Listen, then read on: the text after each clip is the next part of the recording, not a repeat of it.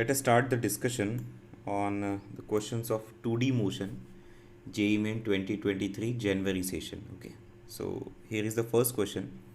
The initial speed of projectile fired from the ground is u. At the highest point during its motion, the speed of projectile is root 3 by 2 times u. The time of flight of the projectile is. The question is very simple. आपको time of flight पूछा है. आप जानते हैं time of flight का formula होता है 2u sin theta by G, right.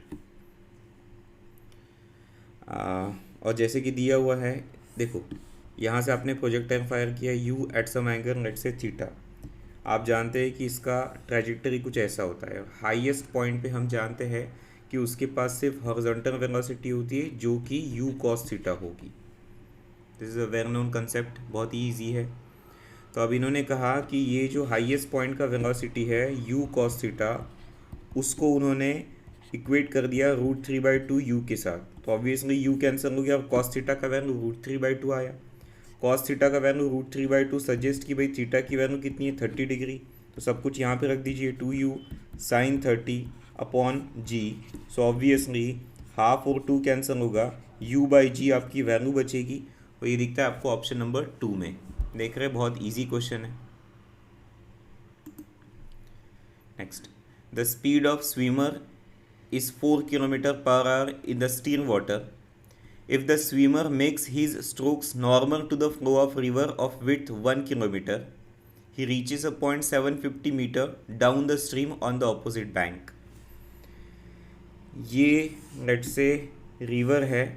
ये जो रिवर का विड्थ इन्होंने दिया है that is actually 1 kilometre.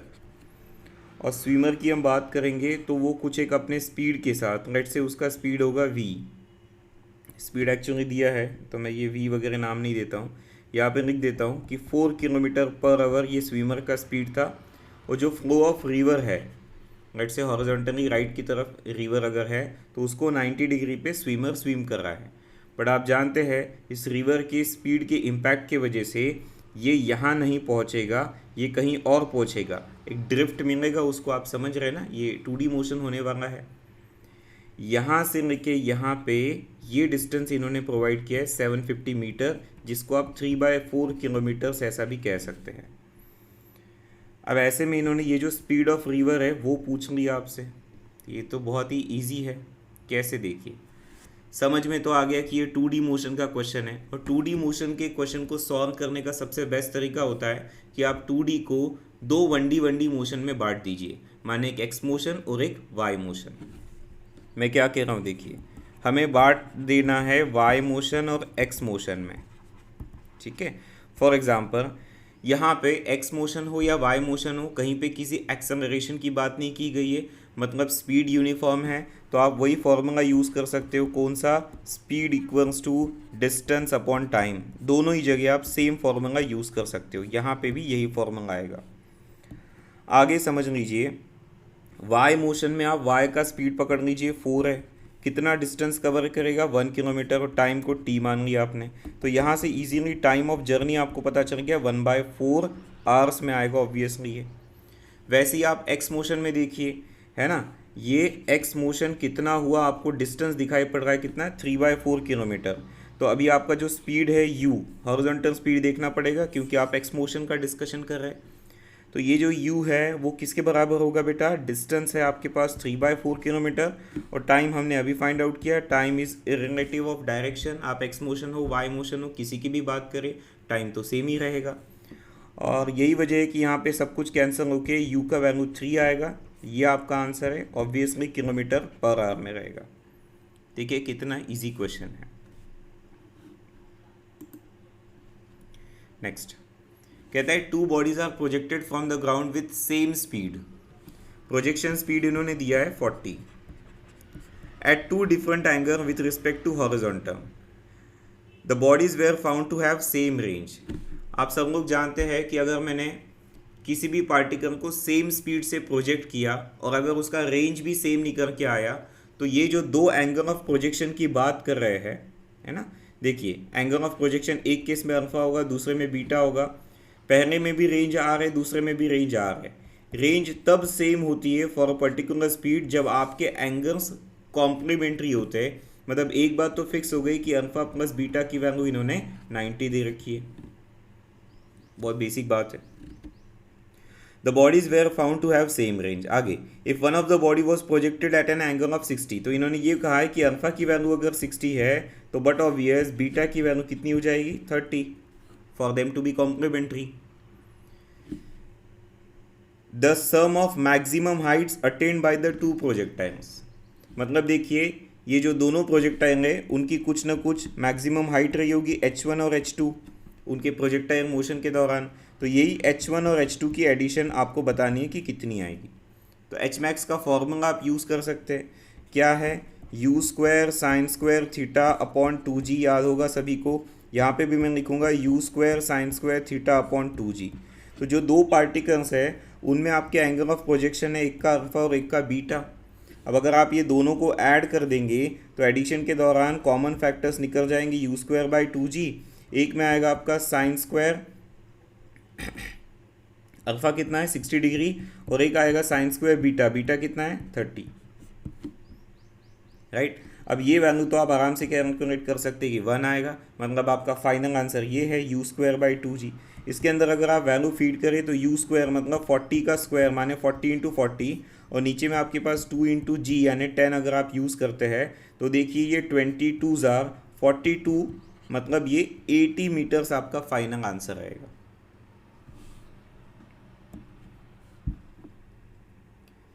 The next is a child stands on the edge of cliff 10 metre above the ground।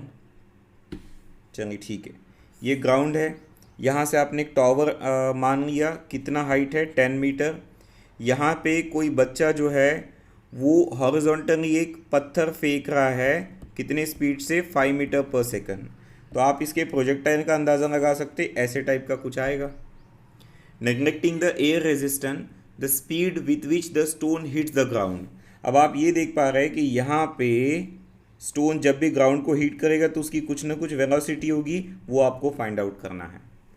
हम सबको दिख रहा है कि किसी भी पॉइंट पे वेलोसिटी तो टेंजेंशियल ही होती है, और ये जो वेलोसिटी है ये टेढ़ी बनी है ना, it's neither horizontal nor vertical.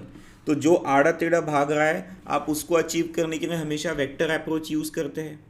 What do we mean by vector approach? आपका ये कहना होगा कि सर देखिए इसका कोई ना कोई एक हॉरिजॉन्टल कंपोनेंट और वर्टिकल कंपोनेंट रहा होगा, इसे Vx और इसको Vy नाम देना चाहिए। अगर आपने Vx और Vy निकाला तो हाइपोटेनस थ्योरम से V इजीली आ जाएगा। अब रही बात Vx की, तो Vx का मतलब क्या है? पूरे प्रोजेक्टाइल मोशन के दौरान हमने पढ़ा है कि क्योंकि acceleration due to gravity vertically काम करती है तो आपकी हॉरिजॉन्टल का जो मैग्नीट्यूड है, हॉरिजॉन्टल स्पीड का जो मैग्नीट्यूड है वो हमेशा अनचेंज्ड रहता है। तो Vx तो सीधे सीधे आ गया। रहा सवाल Vy कैसे अचीव करेंगे? तो देखिए Vy का मतलब हो गया कि आप लोग y मोशन का डिस्कशन कर रहे हैं, करेक्ट है। और y मोशन में फॉर एग्जांपल आपको फाइनल वेलोसिटी अगर अचीव करनी है तो आप कैसे कर सकते हो? v square equals to U square plus twice A type के फॉर्मूले यूज़ कर सकते हैं। इसमें आप लोग y कॉम्पोनेंट नोट डाउन कर रहे हैं, तो इनिशियल y कॉम्पोनेंट देखो आपके पास है ही नहीं तो ज़ीरो रखोगे, और फिर उसके बाद में +2 ग्रेविटी। ग्रेविटी तो हम लोग जानते हैं, ये जो एक्सेलरेशन है आगे ये पत्थर क्यों नीचे आ रहा है तो उसके लिए जिम्मेदार तो ग्रेविटी है, इसलिए a की जगह हमें 10 रखना पड़ेगा। और s मतलब कितना हाइट कवर किया वो भी आपको दिया गया है क्वेश्चन में 10। तो ऑब्वियसली आपके पास Vy की वैल्यू जो है ये 200 का अंडर रूट आ जाएगा। तो ये मैंने यहाँ पे नोट डाउन कर लिया कि देखिए सर ये हमने अचीव कर लिया √200। अब मैं बात कर रहा था कि फाइनल आंसर v कैसे आएगा? हाइपोटेनस थ्योरम से Vx square plus Vy square, right. Vector approach भी आप इसको कह सकते हैं। तो जो भी वैल्यूज़ दी गई है बस सिंपली आप रख दीजिए। यहाँ पे 5 का स्क्वायर 25 और यहाँ पे इसका स्क्वायर 200, तो ये टोटल वैल्यू कितनी हुई 225। और हम जानते हैं कि 225 का अंडर रूट आएगा 15 आपको दिख रहा है ऑप्शन नंबर 2 में। The maximum vertical height to which a man can throw a ball is 136 metre. देखिए हम लोगों ने यहाँ से बॉल थ्रो किया तो कुछ ना कुछ एक इनिशियल स्पीड u से किया होगा, और ये जाके एक मोमेंट पे जाके रुक जाएगा, तभी तो आप कहलाओगे कि sir this is nothing but h max. तो ये एच मैक्स अचीव करना है तो आप इसमें सिंपली कौन सा कंसेप्ट यूज़ कर सकते हैं? Obviously motion under gravity. क्या फॉर्मूला आप यूज़ कर सकते हैं? Again V square equals to U square plus twice है इसका। फाइनल स्पीड 0 है, इनिशियल स्पीड आपके पास कितना है? U square minus 2GH। H इन्होंने दिया है 136 मीटर। आप देख लीजिए, क्वेश्चन आप पढ़ते ही होंगे। सबसे पहले तो वीडियोस को अगर अच्छे से समझना है तो ये आदत बनाइए, before I start the discussion on the question you should be pausing the video, read the question carefully, you should be trying to solve it yourself, और फिर आप लेक्चर को आगे देखिए, अपने सॉल्यूशन या उसके तरीके को वेरीफाई कर सकते हैं। यहाँ माइनस साइन क्यों आया? क्योंकि मोशन अपवर्ड है और ग्रेविटी डाउनवर्ड्स होती है, तो वो साइन कन्वेंशन हमने यूज़ किया है। इसका मतलब सिंपल है सर कि यू स्क्वायर का वैल्यू ये आ गया कितना? 2G times 136। फाइन। अब इन्होंने क्या कहा? The maximum horizontal distance up to which he can throw the same ball. अब आपको अगर हॉरिजॉन्टल डिस्टेंस ज़्यादा से ज़्यादा कवर करना है, हॉरिजॉन्टल डिस्टेंस को रेंज कहते हैं, आपको पता ही होगा। और रेंज को जब आप मैक्स बनाते हैं तो ये होता है आर मैक्स। आर मैक्स की वैल्यू आपको पता होगी कितनी होती है? आर मैक्स की वैल्यू कैसे निकालते हैं? आर मैक्स रेंज मैक्सिमम तब होता है जब आप 45 डिग्री से प्रोजेक्ट करते हैं यू को। तो जो रेंज की वैल्यू है आपको याद है, u square sine 2 theta by g होती है। तो ऑब्वियसली साइन 2 थीटा की वैल्यू 1 होगी, बिकॉज आप रेंज को मैक्सिमम मेंटेन करने के लिए एंगल ऑफ प्रोजेक्शन 45 रखते हैं। तो इस तरीके से आपका फाइनल आंसर देखिए, यही आपका आंसर है बेटा। आंसर कैसे आएगा? यू स्क्वायर बाई जी आपका आंसर है। तो बस क्या, यू स्क्वायर की वैल्यू पता है 2G टाइम्स 136 अपॉन ये कितना है G, तो ये जी कैंसिल होगा और 136 का डबल आपका आंसर आएगा। हम सब जानते हैं 136 का डबल कितना होगा? 272 मीटर। असल में ये बात है कि कोई भी बच्चा जो क्लासरूम में अच्छे से ध्यान देता है या असाइनमेंट करता है, वो इस क्वेश्चन को इतना सॉल्व करेगा ही नहीं। अब डायरेक्टली याद रख लीजिए कि जितना आप मैक्सिमम वर्टिकल हाइट कवर कर सकते हैं, उससे एग्जैक्टली 2 गुना आप हॉरिजॉन्टल डिस्टेंस कवर कर पाएंगे। सिंपल है। यानी बच्चे ने ठीक से पढ़ के गया एग्जाम के अंदर, उसको जैसे ये क्वेश्चन दिखा उसने बिना सॉल्व किए 136 का डबल बता दिया 272, खत्म।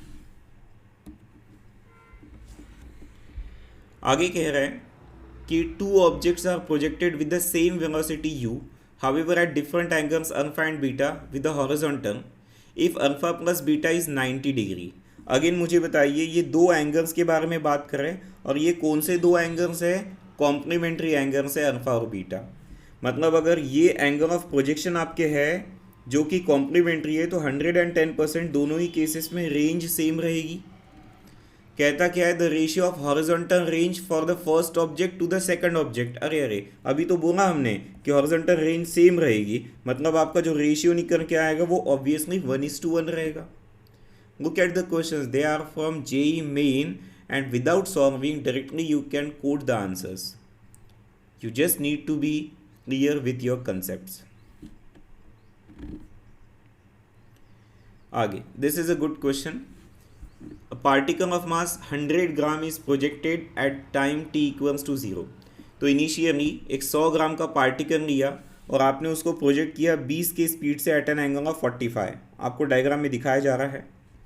The magnitude of the angular momentum of the particle about the starting point at t equals to 2 seconds. आप समझ लीजिए, डायग्राम को मैं वापस स्केच कर लेता हूँ। यहाँ से आपने प्रोजेक्ट किया 20 के स्पीड से at an angle of 45 degree, तो आपका ऐसे टाइप का कुछ कर्वेचर डेवलप होगा, एक ट्रैजेक्टरी डेवलप होगी।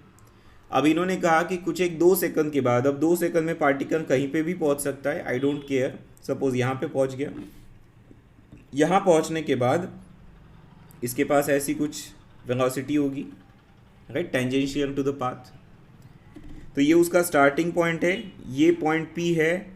पॉइंट पी कब उसने अचीव किया? एग्जैक्टली 2 सेकंड के बाद उसने अचीव किया हुआ है। इस पॉइंट पे उन्होंने कहा कि एंगुलर मोमेंटम निकालिए और उसको आप इक्वेट करिए रूट के के साथ, और ये के की वैल्यू बता दीजिए। तो सीधा सीधा है कि हमें एंगुलर मोमेंटम फाइंड आउट करना है, क्योंकि एंगुलर मोमेंटम के अंदर ही के छुपा हुआ है। मतलब ये क्वेश्चन कहीं ना कहीं 2D मोशन का मैं नहीं कहूँगा, 2D मोशन की थोड़ी बहुत हेल्प ली गई है, but the question actually belongs to rotational dynamics. Angular momentum तो आप वहीं पे पढ़ते हो। रिमेंबर, एंगुलर मोमेंटम को हम लोग किससे डिनोट करते हैं? एन से डिनोट करते हैं। ओके, एन के तो बहुत सारे फॉर्मूले आपने पढ़े। Angular momentum is a moment of momentum, मतलब एन का एक डेफिनेशन आपने आर क्रॉस पी पढ़ा, बहुत सारी डेफिनेशन है। या एन को आप ऐसा भी यूज़ कर सकते हैं, for example tau equals to D N by D T. ये हम लोग पढ़ते हैं कब? कंजर्वेशन ऑफ एंगुलर मोमेंटम के दौरान, तब हमने ये डिराइव किया था। आप याद करिए, सभी को ये रिलेशन पता होती है कि torque is rate of change of angular momentum with respect to time. और ये आइडिया मुझे कहाँ से आया? बिकॉज इन्होंने यहाँ पे टाइम को कोट किया हुआ है, तो हम लोग उस चीज़ का फ़ायदा उठा सकते हैं। मेरे ख्याल से इसी इक्वेशन के साथ जाना चाहिए। देखिए, मुझे चाहिए एंगुलर मोमेंटम, मतलब आई रिक्वायर दिस एन, तो मैं यहाँ पे method of separation of variable use कर सकता हूँ इस तरीके से। और उसके बाद में हम लोग यहाँ पे इंटीग्रेशन अप्लाई कर देंगे। This is a routine stuff, हम लोग हमेशा करते आते हैं ये चीज़। अब टोटल एंगुलर मोमेंटम आपको निकालना है, कहाँ से कहाँ? शुरुआत से लेके 2 सेकंड तक। आप देखिए लिमिट्स कैसे यूज़ करते हैं, अकॉर्डिंग टू कि इंटीग्रेशन में वेरिएबल क्या है। तो यहाँ पे टाइम के हिसाब से, और ये तो मुझे पूरा ही एंगुलर मोमेंटम निकालना है शुरुआत से लेके फाइनल 2 सेकंड तक के। यहाँ कुछ नहीं है, मतलब 1 है।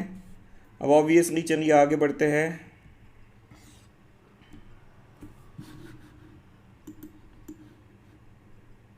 है ना, ऐसे कुछ थोड़ी स्पेस बना ली। अभी हम बात करेंगे आगे कि इसका इंटीग्रेशन क्या आएगा, बताइए। 1 का इंटीग्रेशन होगा ऑब्वियसली एन, रेंज भी है 0 to n। यहाँ पे अगर आप बात करें 0 to 2 और integration with respect to t है, तो ये टॉर्क की डेफिनेशन आपको समझ में आनी चाहिए। टॉर्क के अंदर कहीं ना कहीं टाइम छुपा होगा और उस टाइम को आपको यूज़ करना है। बताइए टॉर्क का मतलब क्या होता है? टॉर्क का मतलब होता है मोमेंट ऑफ फोर्स, यानी आप r क्रॉस f लिख सकते हैं। आगे चलते हैं, इस r क्रॉस f को आप ऐसा भी लिख सकते हैं, रैदर मैं यहाँ पे सिर्फ मैग्नीट्यूड यूज़ करता हूँ। आप भी जान रहे हैं कि हमें यहाँ पे वेक्टोरियल अप्रोच नहीं रखना है, हमें सिर्फ मैग्नीट्यूड का अंदाज़ा लगाना है। तो मैंने सीधा r क्रॉस f यानी टॉर्क का यहाँ पे मैग्नीट्यूड उठाया है।